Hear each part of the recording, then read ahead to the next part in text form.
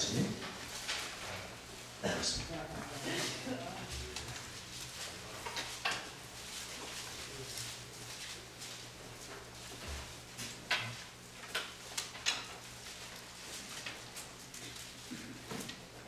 사도행전 20장 33절에서 38절까지 내가 아무의 은이나 금이나 의복을 탐하지 아니하였고 여러분이 아는 바와 같이 이 손으로 나와 내 동행들이 쓰는 것을 충당하여 범사에 여러분에게 모본을 보여준 바와 같이 수고하여 약한 사람들을 돕고 또 주 예수께서 친히 말씀하신 바 주는 것이 받는 것보다 복이 있다 하심을 기억하여야 할지니라.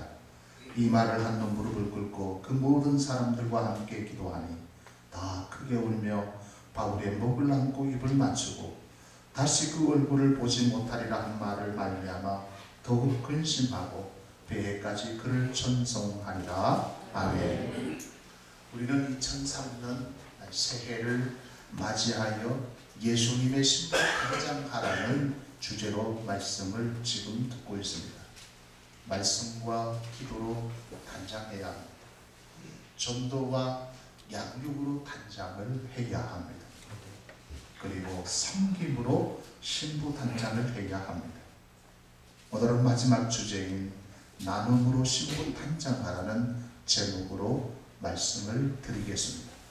신부는 머리털부터 발끝까지 완전히 신부 단장할 때 아름답습니다. 하얀 신부의 드레스를 쓰는데 신발을 슬리퍼를 신었다면 꼴불견입니다. 얼굴은 신부 화장을 했는데 의상은 청바지를 입고 있다면 좀 이상할 것입니다. 다 단장을 했는데 신부에게 하얀 면사포가 없다면 이것 또한 신부라고 할 수 없는 것이죠. 우리 그리스도인도 마찬가지입니다.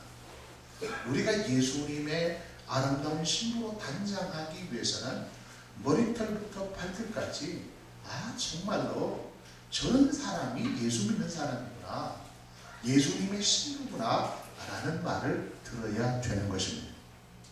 그래서 오늘 이 마지막 신부 단장하는 데 있어서 가장 중요할지 모릅니다. 나눔으로 신부 단장하라. 오늘 본문의 배경은 에베소 장로들에게 전해주는 바울의 고별 설교와 같은 내용입니다. 이 설교를 한 다음에 이제 바울은 죄인의 신세가 되어서 로마 감옥으로 끌려가게 됩니다. 마지막 에베소 교회 장로들에게 설교를 하면서 마지막 부분에 바울은 이렇게 설교를 마무리합니다. 내가 아무의 은이나 금이나 의복을 탐하지 아니하였고 여러분이 아는 바와 같이 이 손으로 나와 내 동행들이 쓰는 것을 충당하여 범사에 여러분에게 모본을 보여준 바와 같이 수고하여 약한 사람들을 돕고 또 주 예수께서 친히 말씀하신 바 주는 것이 받는 것보다 복이 있다 하심을 기억하여야 할지니라. 바울은 자신의 전 선교 사역을 통해서 인간의 생각으로 인간의 욕심을 위해서 사역하지 않았다라는 것을 고백합니다.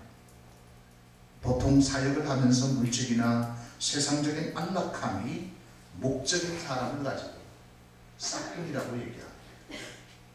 더 많은 사례를 주는 곳으로 이동하거나 더 많은 숫자가 있는 교회로 이동을 한다거나 그러면 싹군이라고 말을 한다는 거죠. 물론 더 많고 더 큰 교회로 간다 해서 무조건 싹군은 아닙니다. 목적이 그것이라면, 목적이 싹이라면, 목적이 양이라면, 목적이 크기라고 한다면 그것을 쫓아가게 되면 싹군이라고 말을 한다는 것이죠. 미가서 3장 11절 말씀에 보면은 이스라엘이 타락할 때의 지도자들과 제사장, 선지자들, 예언자들에 대한 특징을 이렇게 묘사하고 있습니다. 그들의 우두머리들은 내부를 위하여 재판하며 그들의 제사장은 싹을 위하여 교훈하며 그들의 선지자는 돈을 위하여 점을 치면서도 여호와를 의뢰하여 이르기를 여호와께서 우리 중에 계시지 아니하냐 재앙이 우리에게 임하지 아니하리라 하는도다. 그렇게 말씀하고 있습니다. 고위 관리자들이 자꾸 뇌물을 좋아한다는 것이죠. 뇌물을 받고 재판하고 제사장은 하나님과 백성 사이의 중개자의 역할을 해요. 그런데 이들은 무엇을 싹쓸 위해서 막 설교를 했다는 것입니다. 선지자 예언자들은 하나님의 말씀을 받아서 요구 없이 그들에게 말씀을 전하는 사역이 아닙니다. 그런데 돈의 액수에 따라서 점을 치기도 하고 예언을 하기도 했다는 것이죠. 그러나 바울은 은이나 금이나 의복을 탐하지 아니했다고 고백을 하고 있습니다. 바울은 항상 모든 사람에게, 다른 사람에게 모본을 보여주었다고 말씀합니다. 모본을 보여준 것 가운데 하나가 약한 사람들을 늘 도왔다는 것이죠. 다 같이 따라하겠습니다. 약한 자를 늘 도왔다. 우리 주변에 보면 영적으로 약한 자가 있을 수가 있죠. 어떤 육체적 질병으로 약한 자가 있을 수 있습니다. 물질적으로 고통당하는 가난한 자들이 우리 주변에 있을 수 있습니다. 바울은 이렇게 늘 약한 사람들을 도왔다는 것입니다. 바울은 이렇게 모본을 보인 이유 가운데 하나가 무엇인가 하면 주님의 그 말씀을 늘 생각했다는 것이죠. 어떤 말씀입니까? 주는 것이 받는 것보다 복이 있다. 주는 것이 받는 것보다 더 복이 있다라고 하신 말씀에 순종했다는 것입니다. 우리가 상식적으로 생각하면 많이 받는 것, 많이 가지는 것, 복이 된다. 가지면은 복이라고 생각을 해요. 저는 이때까지 어떻게 추첨하는 데 가가지고 한 번도 당첨된 적이 없어요. 목사님 세미나에 가면은 늘 마지막 시간에 보면은 이렇게 추첨을 합니다. 보통 한 50% 정도 추첨을 해요. 추첨을 하는데 늘 마음속에는 기대는 하지만은 당첨이 잘 안 돼요. 며칠 전에 우리 동기 목사님들하고 세미나 하루 참석했는데 거기 70%가 당첨이 돼요. 그래서 이번에는 안 되겠나 싶어가지고 가끔 기다렸어요. 그래서 우리 동기 목사님 다 되는데 제가 177번이 있는데 176번까지는 나오고 받는 것이 기분이 좋습니다. 가지지 않는 것보다는 더 많이 가지면은 우리는 행복감을 맛보게 되는 것이 상식입니다. 그러나 예수님께서 말씀하시기를 많이 받는 것, 많이 가지는 것보다 주는 것이 더 복된 것이라고 가르쳐주고 있다는 것입니다. 그래서 기독교 문화권이 들어가 있는 유럽이나 미국에 보면은 이 사회 봉사라든지 기부 문화가 발달된 이유가 바로 여기 있는 것입니다. 선진국일수록 잘 사는 나라일수록 이 기부 문화가 발전되어 있습니다. 봉사하는 문화가 자연스럽게 사회 배경에 있다는 것입니다. 이 아이가 제대로 자라고 있는가 그렇지 않는가를 무엇을 통해서 알 수 있는가 하면 이 아이가 얼마나 봉사의 삶을 살고 있는가, 이 아이가 얼마나 섬기고 있는가, 이 아이가 얼마나 나누어주는 삶을, 더불어 나누는 삶을 살고 있는가를 본다는 것입니다. 바울은 예수님의 이 말씀에 늘 순종했다는 것이죠. 약한 자가 있으면 나누는 삶을 살았다는 것입니다. 왜냐하면 주는 것이 받는 것보다 더 복되도다. 이 말씀은 무슨 말입니까? 하나님께서 받는 것이 축복이 아닌 것이 아니라 주는 것이 더 축복이다라는 그런 메시지가 이 말씀 속에 담겨져 있지 않습니까? 그래서 진정한 그리스도인의 삶이라는 것은 바로 나눠주는 삶을 삽니다. 희생하고 섬기고 나누어주는 삶을 살게 되어 있어요. 축복의 표준은 내가 얼마나 하나님으로부터 많이 받았느냐, 그걸 계산한 것이 아니라 내가 얼마나 하나님으로부터 받은 것을 나누면서 살아가고 있는가, 그것을 통해서 알 수 있는 것입니다. 예수님께서 우리의 진정한 보물창고는 이 땅에 있는 것이 아니라 하나님의 나라에 있다라고 말씀을 했거든요. 이 땅에 나의 보물창고는 거기는 벌레가 있어가지고 내가 재산을 쌓아놓고 반드시 문제가 생긴다는 것입니다. 동록이 있어가지고 벌레가 있어가지고 그 돈을 갉아먹기나 하고, 그리고 그 돈 때문에 많은 불화가 일어날 것이라고 예수님께서 말씀하셨어요. 그래서 너희의 보물창고는 하나님의 나라에 있다는 것을 기억해야 된다는 것입니다. 그렇다면 이 세상 보물창고에 쌓아둔 원인은 뭡니까? 자꾸 가지는 것입니다. 더 늘리는 것입니다. 그러면은 이 세상에 있는 나의 보물창고에는 점점 나의 재산이 늘어가겠죠. 그러나 하나님의 보물창고에는 텅텅 비어나가는 것입니다. 그러나 내가 이 세상에서 하나님께서 내게 주신 것을 나누어 줄 때에 보물창고에는 차곡차곡 쌓이게 된다는 것입니다. 그렇다면 우리는 무엇을 나누어 줄 것인가 하는 것입니다. 내가 나누어 주기 전에 정리를 해야 되는데, 하나님께서 내게 베풀어 주신 은혜, 내게 주신 은혜, 내게 주신 것이 무엇이 있는가를 한번 살펴볼 필요가 있지 않겠습니까? 첫 번째는 은사를 살펴봐야 돼요. 하나님께서 내게 준 재능이 뭔가, 내가 잘할 수 있는 것이 무엇인가, 내가 밤새도록 해도 질리지 않는 것이 있습니다. 노래를 잘하는 사람은 밤새도록 노래를 불러도 질리지 않아요. 봉사하는 사람은요, 그렇게 힘이 들게 봉사를 해도 지치지 않는 사람이 있습니다. 지금 세상에도 보면은 재능 기부라는 것이 있어요. 자기가 가지고 있는 기술, 특히 지능을 가지고 사회에 봉사하는 사람들이 있습니다.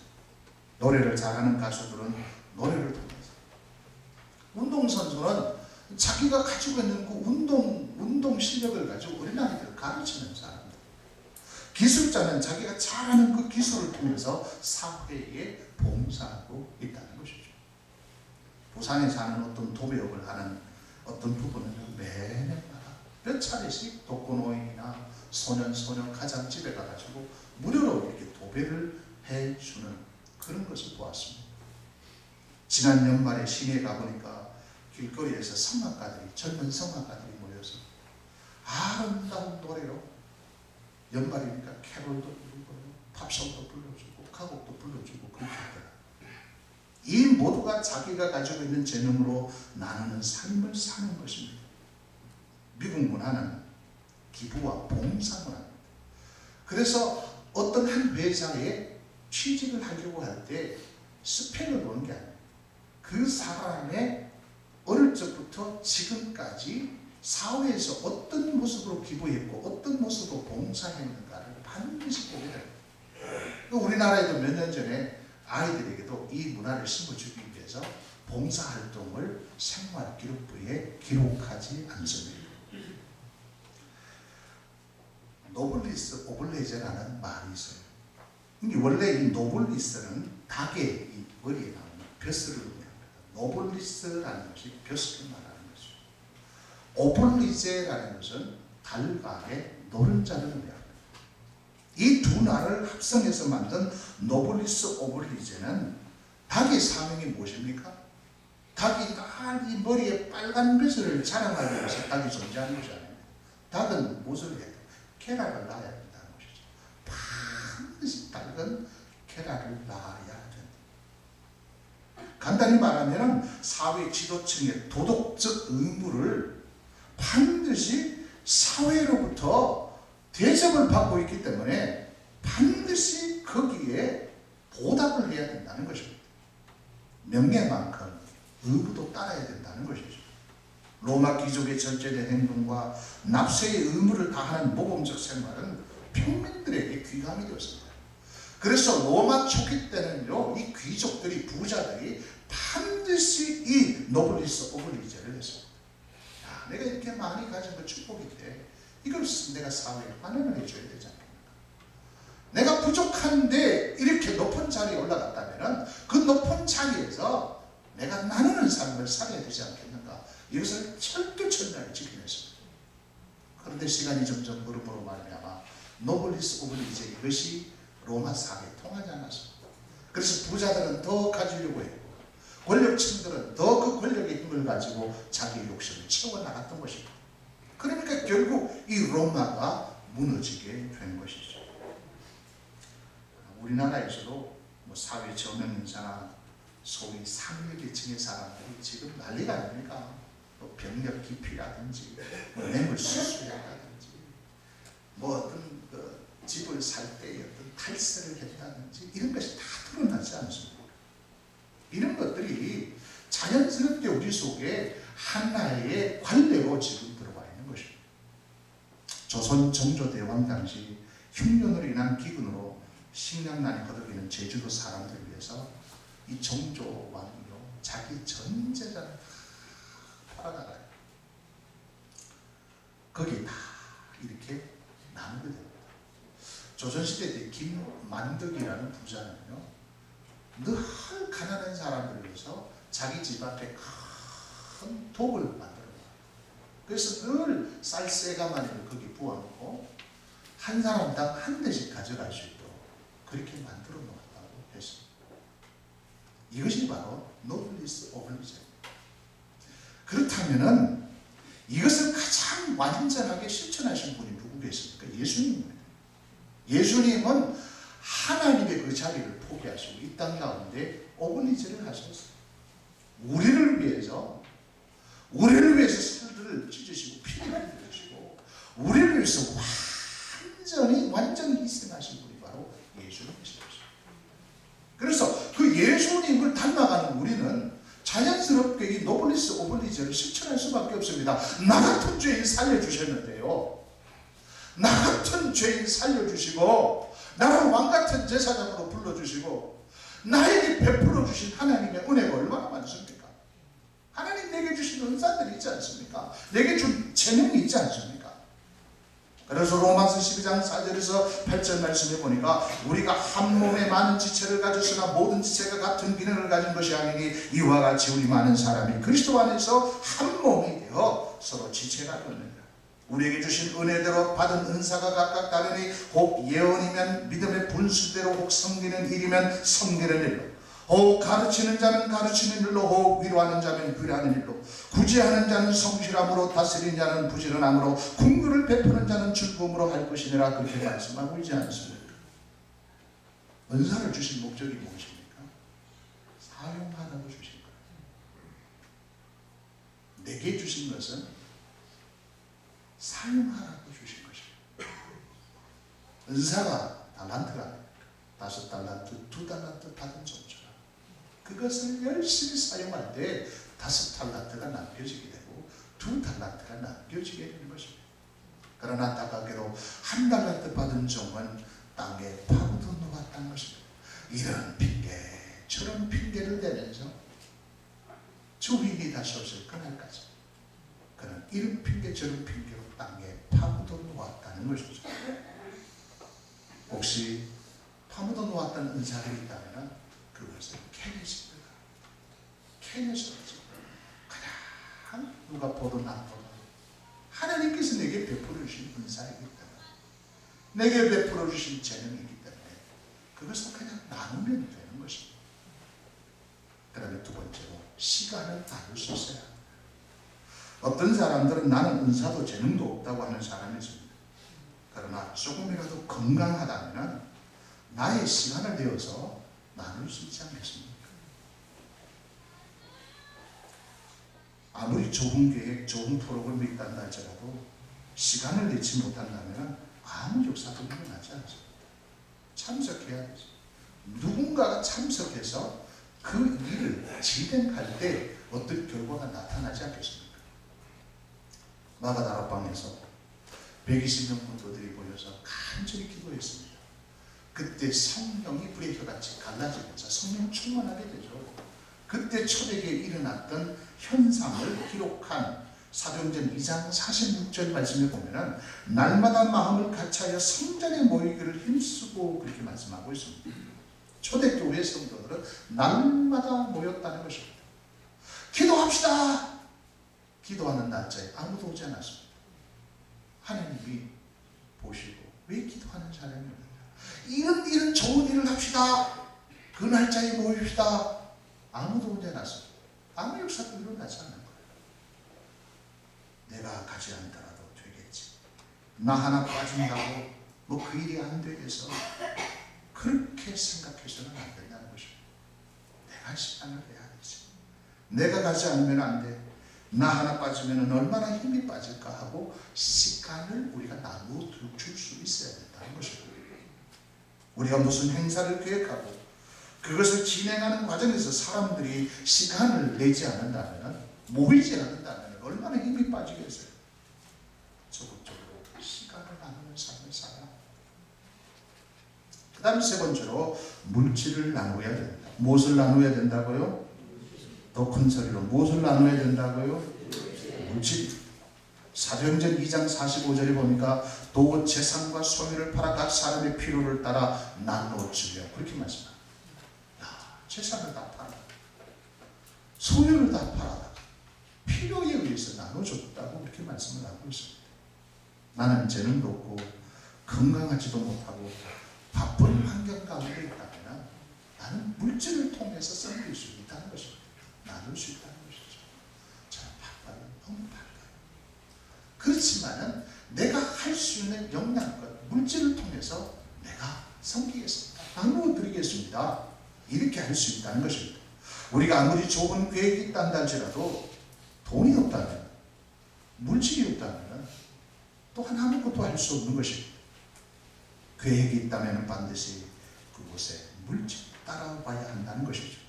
진정한 그리스도인은 하나님께 대하여 그 사람이 물질로 어떻게 반응을 보이느냐 신앙의 언급입니다. 하나님에 대하여 물질이 아까워하는 사람은요, 하나님을 기피하지 못하는 사람. 하나님이 원하시면 내 모든 것을 드리겠습니다. 다음에 따라하겠습니다. 하나님이 원하신다면 내 모든 것을 다 드리겠습니다. 하나님 어느 날 나의 전부를 원하실 때도 있습니다. 우리는 이렇게 생각합니다. 한쪽으로 하나님 너무 하십니다. 왜 나에게 있는 모든 것을 다 요구하십니까? 하나 더 생각을 해야 돼요. 왜 요구하실까? 하나님 나를 망하게 하시기 위해서 이렇게 하실까? 아니죠. 절대로 하나님은 나를 망하게 하기 위해서 요구하시는 분이 아니에요. 더 큰 것, 더 좋은 것, 더 엄청난 것을 주시기 위해서 요구하시는 것입니다. 100세에 얻은 아들 이삭을 하나님께서 요구하셨어요.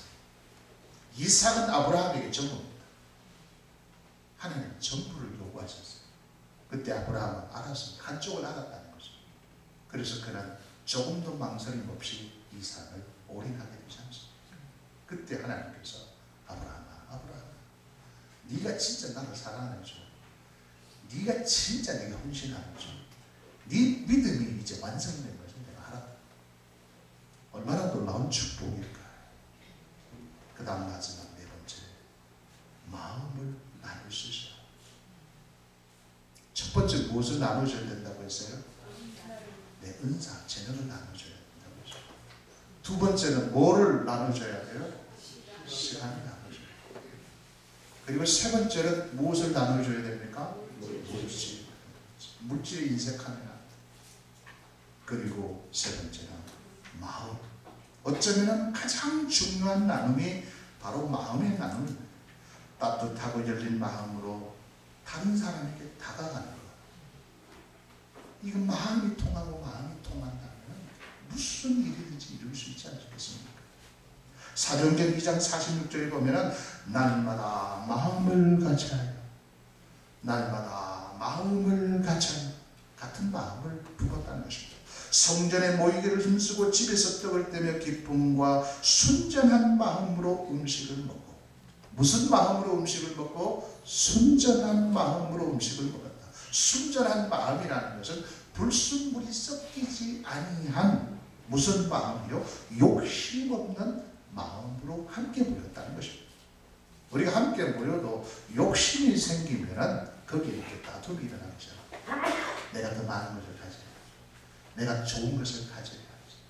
내 이익을 챙기려고 하면 이미 인간은요, 영적인 존재이기 때문에 압니다. 저 사람이 어떤 마음을 쓴다는 걸 다 알고 있습니다. 그러나 순전한 마음, 진짜 욕심이 없는 마음, 불순물이 섞이지 않는 마음으로 다가갈 때 마음과 마음이 통하게 되어 있다는 것입니다. 아무리 힘든 일을 한다 할지라도 마음에 맞는 사람끼리 있다면 그 일이 행복한 거예요. 그러나 아무리 좋은 일이라 할지라도 우리의 마음을 열어주지 않는다면, 마음을 나눠주지 않는다면 힘들 수밖에 없습니다. 말하지 않지만 마음이 통하는 사람이 있습니다. 말은 아무리 많이 해도 마음이 통하지 않는 사람이 있다는 거죠. 초대교회는 마음이 통했던 사람들이었습니다. 내가 먼저 마음을 열고 따뜻하게 다가가 마음을 나누는 사람이 되어야 합니다.